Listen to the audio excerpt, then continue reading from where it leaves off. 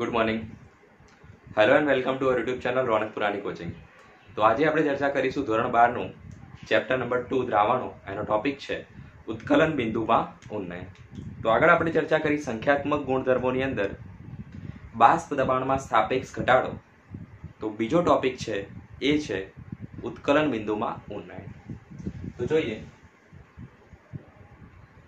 ઉત્કલન બિંદુમાં ઉન્નયન. તો એની પહેલા આપણે સમજવું પડે કે બાષ્પ દબાણ શું છે અને એટલે કે બાષ્પીભવન શું છે અને કે ઉત્કલન બિંદુ શું છે. એ બંનેમાં કેટલો માઇનર ડિફરન્સ છે એ સમજીએ. બરાબર, લાગે છે તો બંને એક જ જેવું, પણ થોડોક માઇનર ડિફરન્સ છે, તમને બતાવી દઉં. બરાબર, તો જોઈ લો. આ પ્રવાહી છે. પ્રવાહીની અંદર આપણે દ્રાવક અથવા દ્રાવણ કોઈ પણ વસ્તુ હોઈ શકે છે. બરાબર, ઉદાહરણ તરીકે સમજીએ તો આ જે રહ્યું બંનેમાં છે પ્રવાહી.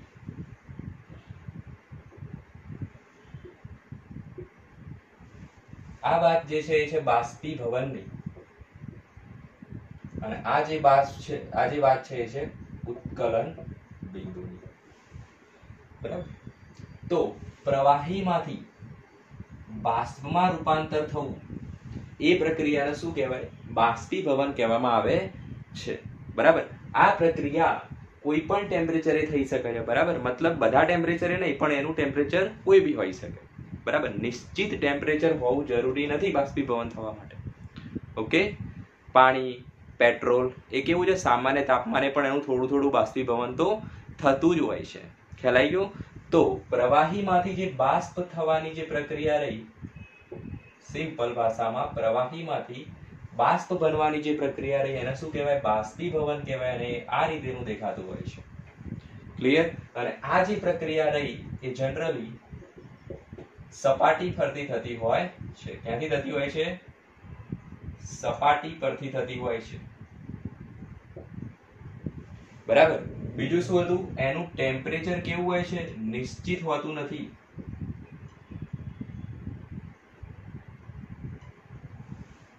ઓકે, હવે જોઈએ ઉત્કલન બિંદુ કોને કહેવાય? તો ઉત્કલન બિંદુ એટલે પ્રવાહીમાંથી બાષ્પ થવાની પ્રક્રિયા જે હોય, બરાબર, એનું જે બાષ્પ દબાણ હોય બાષ્પનું, બરાબર, એ આ રીતે દર્શાવી શકાય. ખ્યાલ આવ્યો? આને શું કહેવાય? બાષ્પ દબાણ છે. આ છે બાષ્પ દબાણ. તો પ્રવાહીનું બાષ્પ દબાણ જ્યારે વાતાવરણના બાષ્પ દબાણ જેટલું થઈ જાય, બરાબર, એ તાપમાનને પ્રવાહીનું ઉત્કલન બિંદુ કહેવામાં આવે છે.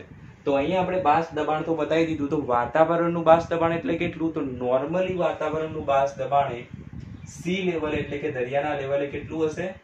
1 વાતાવરણ દબાણ હશે. ખ્યાલ આવી ગયો? તો આ જે છે એ શું છે? વાતાવરણનું દબાણ. વાતાવરણનું દબાણ કેટલું હોય? 1 વાતાવરણ. ક્લિયર? અથવા તો 1 એટમોસ્ફિયર હશે. તો એ તાપમાનને પ્રવાહીનું શું કહેવાય? ઉત્કલન બિંદુ કહેવાય. એટલે કે એ કેવું છે? નિશ્ચિત તાપમાન છે. નિશ્ચિત તાપમાનનો પોઈન્ટ છે જ્યારે આ બાષ્પ દબાણ, પ્રવાહીનું બાષ્પ દબાણ વાતાવરણના બાષ્પ દબાણ જેટલું થઈ જશે. બરાબર, એટલે કે જેવું આના જેટલું થશે એવું જ આમાંથી શું થશે? ઉકળવાની પ્રક્રિયા ચાલુ થશે. બરાબર, બીજું આ જે ઉત્કલન બિંદુ વાળી જે પ્રક્રિયા છે એમાં ફક્ત સપાટી સંકળાયેલી નથી, ટોટલી એનું આખું જે એન્ટાયર પ્રવાહી છે અથવા એન્ટાયર જે સોલ્યુશન છે એ આખું સંકળાયેલું હોય છે. એટલે કે પ્રક્રિયામાં કઈ પ્રક્રિયા થતી હોય છે? ઉકળવાની પ્રક્રિયા થતી હોય છે. બાષ્પીભવનમાં ઉકળવાની પ્રક્રિયા થવી જરૂરી નથી, જ્યારે ઉત્કલન બિંદુમાં ઉકળવાની પ્રક્રિયા થવી જરૂરી છે. બરાબર, તો ડેફિનેશન આપણે શું લખી શકીએ? બરાબર, આ તો સમજવા માટે હતું. આપણને શાની વાર્તા કરવાના છીએ આપણે? ઉત્કલન બિંદુની. તો એની વ્યાખ્યા શું આવશે? ડેફિનેશન શું આવશે? જે તાપમાને, લખો, જે તાપમાને દ્રાવક અથવા દ્રાવણ જેને કહીશું આપણે પ્રવાહી નું બાષ્પ દબાણ, પ્રવાહીનું બાષ્પ દબાણ એ વાતાવરણના બાષ્પ દબાણ એટલે કે એક વાતાવરણનું બાષ્પ દબાણ નીચેની સાઈડ એક વાતાવરણ જેટલું થાય તે તાપમાનને તે પ્રવાહીનું શું કહેવાય? ઉત્કલન બિંદુ કહેવામાં આવે છે. તો ખ્યાલ આવી ગયો હશે આ વસ્તુમાં, બરાબર? ચલો, તો પાણી માટે ઉત્કલન બિંદુ કેટલું હોય છે? પાણી માટે ઉત્કલન બિંદુ 273 કેલ્વિન હોય છે, એટલે કે 273.15 કેલ્વિન. સોરી, કેટલું હશે? 373.15 કેલ્વિન હોય છે. કેવી રીતે આવ્યું? તો આપણે શું જાણીએ છીએ? પાણીનું ઉત્કલન બિંદુ કેટલું હોય છે? 100 ડિગ્રી સેલ્સિયસ. અને 100 ડિગ્રી સેલ્સિયસ બરાબર શું થાય? 100 plus 273.15 is equal to 373.15 kelvin. તો શુદ્ધ પ્રવાહી એટલે કે શુદ્ધ પાણી કયા તાપમાને ઉકળશે? તો શુદ્ધ પાણીનું બાષ્પ દબાણ 373.15 કેલ્વિન તાપમાને વાતાવરણના દબાણ જેટલું થઈ જશે અને પાણી ઉકળવાનું સ્ટાર્ટ થશે. અહીંયા પરપોટા જોવા મળશે. તો એ જે તાપમાન રહ્યું એને કહેવાય એનું ઉત્કલન બિંદુ. તો તમને ખ્યાલ આવી ગયો હશે ઉત્કલન બિંદુ શું છે અને બાષ્પીભવનની પ્રક્રિયા શું છે. ક્લિયર? તો હવે આપણે જોઈએ ટોપિકને. આટલી વસ્તુ ખ્યાલ આવવી ખૂબ જ જરૂરી છે. ડેફિનેશન લખો, એનું એક્ઝામ્પલ લખો ખાસ. ક્લિયર?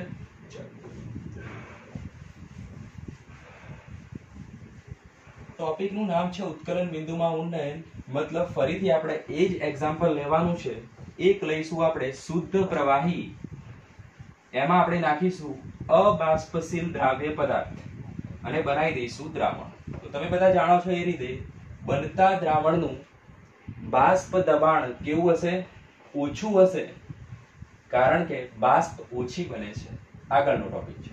ચલો ફરીથી ચર્ચા કરીએ. તો આપણી જોડે છે શું? પહેલા આપણે લઈએ છીએ શુદ્ધ પ્રવાહી અને એના તરીકે આપણે લઈશું અત્યારે પાણી.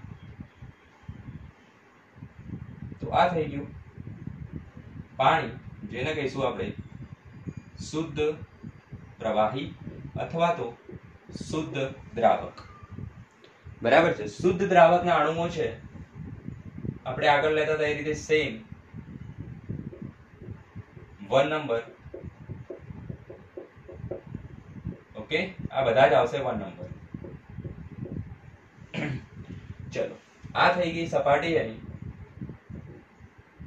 અહીંથી બનશે બાષ્પ.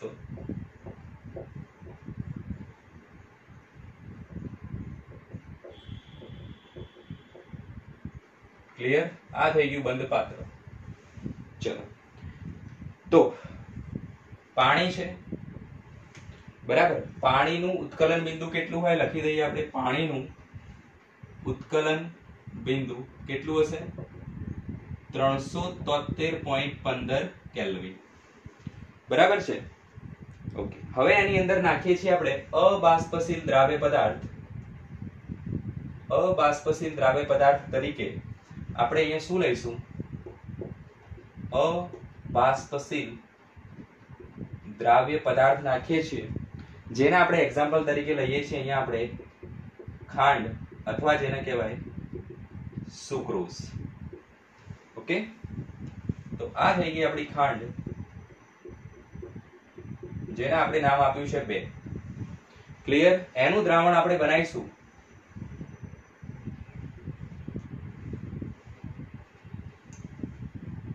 બંધ પાત્ર કરીએ અહીંયા.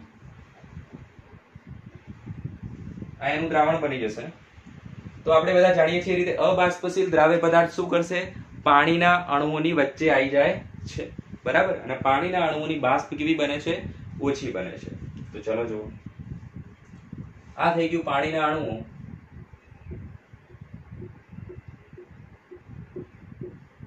સમજવા માટે આપણે અહીંયા ખાંડના અણુઓ લઈએ. ખૂબ જ નાના હોય, પરંતુ સમજવા માટે આ રીતે લઈ શકીએ છીએ. ઓકે, તો 1 વાળા જે છે એ છે પાણીના અણુઓ અને 2 જે છે એ છે ખાંડના અણુઓ. બરાબર? તો ખાંડના અણુ વચ્ચે આવી જશે એટલે બાષ્પ બનશે ઓછી. બરાબર છે? આગળનો આખો ટોપિક રિવાઇઝ થઈ રહ્યો છે. બાષ્પ ઓછી બને છે એટલે બાષ્પ દબાણ પણ કેવું હોય છે? ઓછું હોય છે. ક્યારે? દ્રાવણ બને ત્યારે. હવે આપણને રસ છે ઉત્કલન બિંદુમાં, તો સિમ્પલ ધ્યાન આપો. અહીંયા ખાલી પ્રવાહી છે, બરાબર? એમાંથી આપણને શું કરવાનું છે? પ્રવાહીનું બાષ્પ દબાણ ઊંચું લઈ જવાનું છે. ત્યારે તો એક વાતાવરણ જેટલું થશે, બરાબર? તો ઊંચું લઈ જવા માટે આને આપણે શું કરવું પડે? ગરમી આપવી પડે, એટલે કે એનું તાપમાન વધારવું પડે. તો નીચેથી એનું તાપમાન વધારીશું, બરાબર? આનું તાપમાન આપણે વધારીએ, બરાબર? તો એ સહેલાઈથી બાષ્પીભવન થઈ જાય, એટલે કે સહેલાઈથી એનું બાષ્પ દબાણ વધી જાય. અને આનું તો ઓલરેડી બાષ્પ દબાણ કેવું છે?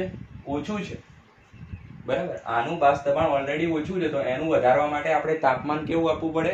વધારે આપવું પડે. બીજું, આના જે ખાંડના અણુઓ છે, બરાબર, એટલે કે અબાષ્પશીલ દ્રાવ્ય પદાર્થના જે અણુઓ છે એ એના દ્રાવકના અણુઓને ઉપર જવા દેતા નથી, એટલે પણ આપણે અહીંયા તાપમાન વધારે આપવું પડશે, બરાબર? એઝ કમ્પેરેટિવ અહીંયા કરતા. ખ્યાલ આવી ગયો? તો તાપમાન કેમ વધારે આપવું પડે છે? એક તો ખાંડના અણુઓ વચ્ચે આવી જાય છે એટલે. બીજું, ઓલરેડી આનું બાષ્પ દબાણ કેવું છે? ઓછું છે, તો વધારવા માટે વધારે તાપમાન આપવું પડે. તો આનું જે ઉત્કલન બિંદુ હશે એ કેવું હશે? વધારે હશે કમ્પેરેટિવ આના કરતા. તો કેટલું ઉત્કલન બિંદુ હશે આનું? આનું ઉત્કલન બિંદુ આવે છે, એટલે કે દ્રાવણનું ઉત્કલન બિંદુ આવે છે 373.52 કેલ્વિન. અહીંયા 15 હતું, અહીંયા થાય છે 52 કેલ્વિન. થોડોક વધારો જોવા મળે છે. એ જ તો છે ઉત્કલન બિંદુમાં ઉન્નયન. તો કોન્સેપ્ટ ખ્યાલ આવી ગયો હશે. આ છે દ્રાવણ, બરાબર, જેમાં પ્રવાહી એક છે અને અબાષ્પશીલ પદાર્થ 2 નાખેલો છે. અને વ્યવસ્થિત રીતે લખી દેવાનું છે તમારે. ખ્યાલ આવી ગયો? આ થઈ ગયું એનું એક્ઝામ્પલ. ચલો, તો આનો આપણે એક ગ્રાફ ડ્રો કરીએ. આ વસ્તુ નોટ ડાઉન કરી દો. ઉત્કલન બિંદુ ઉન્નયનનો ગ્રાફ ડ્રો કરીશું. નોટ ડાઉન થઈ ગયું છે. ચલો,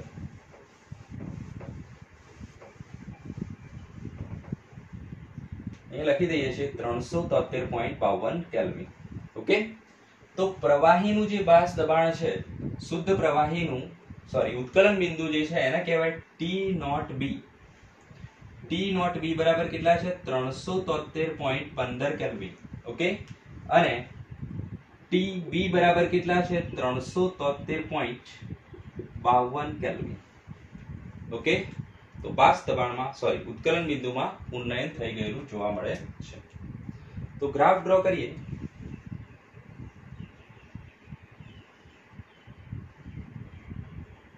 પહેલા સમજો,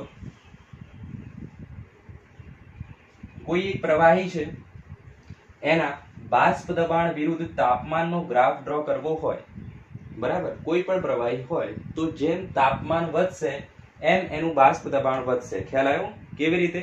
તાપમાન વધશે તો પ્રવાહીની બાષ્પ જલ્દી બનશે, અને જલ્દી બનશે તો વધારે બાષ્પ બનશે, એટલે બાષ્પ દબાણ વધશે. તો તાપમાન આમ વધે છે, બાષ્પ દબાણ આમ વધે છે, તો ગ્રાફ આ રીતેનો જોવા મળે છે, બરાબર? આ સિમ્પલ ગ્રાફ પહેલા ડ્રો કરો, પછી આમાં આ તો કોઈ પણ પ્રવાહી માટેનો ગ્રાફ.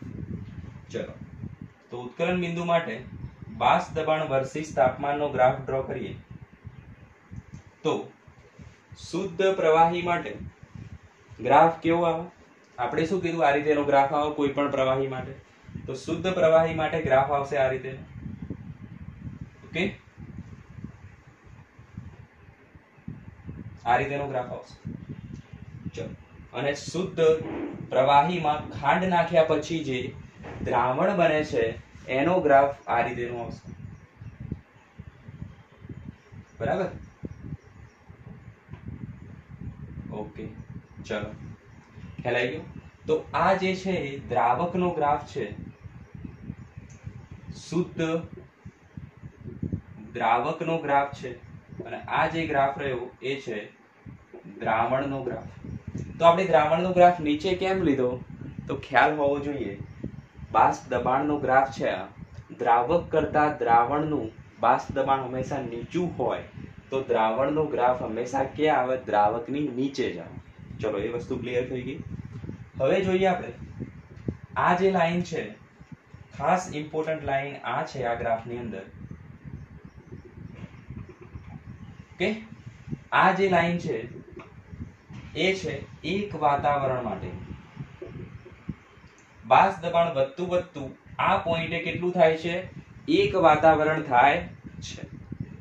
હવે ઉત્કલન બિંદુ કોને કહેવાય? જ્યારે પ્રવાહીનું બાષ્પ દબાણ વધીને એક વાતાવરણ થઈ જાય એ તાપમાનને એનું ઉત્કલન બિંદુ કહેવાય.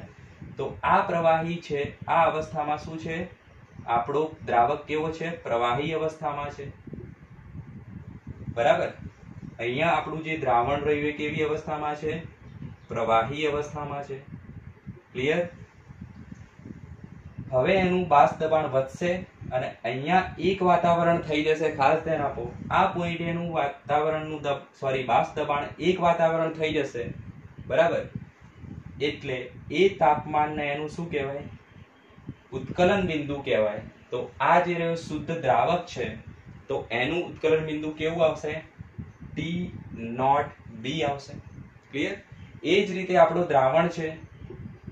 બરાબર. તો દ્રાવણનું બાષ્પ દબાણ વધે છે અને અહીંયા આવીને એક વાતાવરણ થઈ જાય છે. જ્યારે પ્રવાહી દ્રાવણનું બાષ્પ દબાણ એક વાતાવરણ બરાબર થઈ જાય તો એ તાપમાન ક્યાં છે? નીચે. તો એ તાપમાનને શું કહેવાય? એનું ઉત્કલન બિંદુ કહેવાય. દ્રાવણ માટે લખીએ છીએ આપણે TB. ક્લિયર?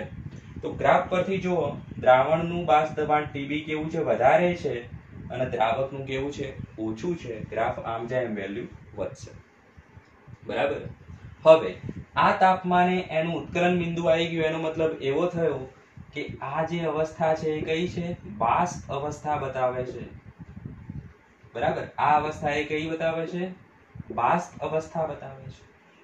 ખ્યાલ ગયું? મતલબ અહીંયા સુધી પ્રવાહી હશે, એક વાતાવરણ સુધી, અને એના પછી એ ઉકળવાનું ચાલુ કરી દેશે.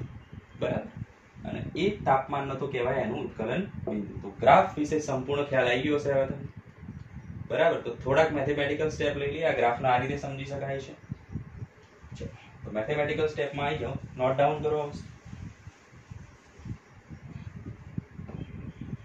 તો શું થયું? ગ્રાફ પરથી જુઓ, બાષ્પ ઉત્કલન બિંદુમાં વધારો જોવા મળે છે. એને કહેવાય ઉત્કલન બિંદુ ઉન્નયન. જ્યારે શુદ્ધ પ્રવાહીમાં અબાષ્પશીલ દ્રાવ્ય પદાર્થ નાખીશું તો શું થશે? ઉત્કલન બિંદુમાં વધારો થાય છે. આ દ્રાવણનું ઉત્કલન બિંદુ છે, જ્યારે આ દ્રાવકનું ઉત્કલન બિંદુ છે. બરાબર. પહેલા હતું એના કરતા વધી ગયું છે. તો હવે જે ઉત્કલન બિંદુમાં વધારો છે, જે ઉન્નયન છે, એ મોલાલિટીના સમપ્રમાણમાં હોય છે. તો એ લખીએ આપણે ડેલ્ટા ટીબી. આને શું કહેવાય? જુઓ, ડેલ્ટા ટીબી બરાબર શું થશે? વધારે માઇનસ ઓછું. વધારે કયું છે? TB minus T0B. અને ડેલ્ટા ટીબી શું છે? ઉત્કલન બિંદુમાં ઉન્નયન. નોટ ડાઉન કરો. ચલો, એટલે કે વધારો, ફેરફાર. તો delta TB is equal to આવશે, એટલે કે ચલે છે આવશે મોલાલિટી. દ્રાવણની મોલાલિટીના સમપ્રમાણમાં હોય છે. અચળાંક આવી જશે, ડાયરેક્ટલી પ્રપોઝનલ નીકળી જાય તો delta TB is equal to આવશે KB ઇન્ટુ M. ઓકે. અહીંયા KB શું છે? તો KB છે ઉત્કલન બિંદુ ઉન્નયન અચળાંક. ખ્યાલ આવ્યો? શું લખ્યું છે? ઉત્કલન બિંદુ ઉન્નયન અચળાંક, અથવા એને કહેવાય ક્વથનાંક અચળાંક. ઉત્કલન બિંદુનું બીજું નામ છે ક્વથનાંક, એટલે એનું નામ છે ક્વથનાંક અચળાંક. ક્લિયર? હવે શું થશે? તો KB ઇન્ટુ મોલાલિટીનો મતલબ શું થાય?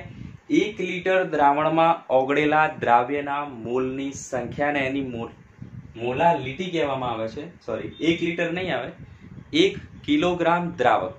ઓકે. 1 લીટર શામાં આવે? મોલારિટીમાં આવે છે. તો 1 કિલોગ્રામ દ્રાવક આવશે in the case of molality.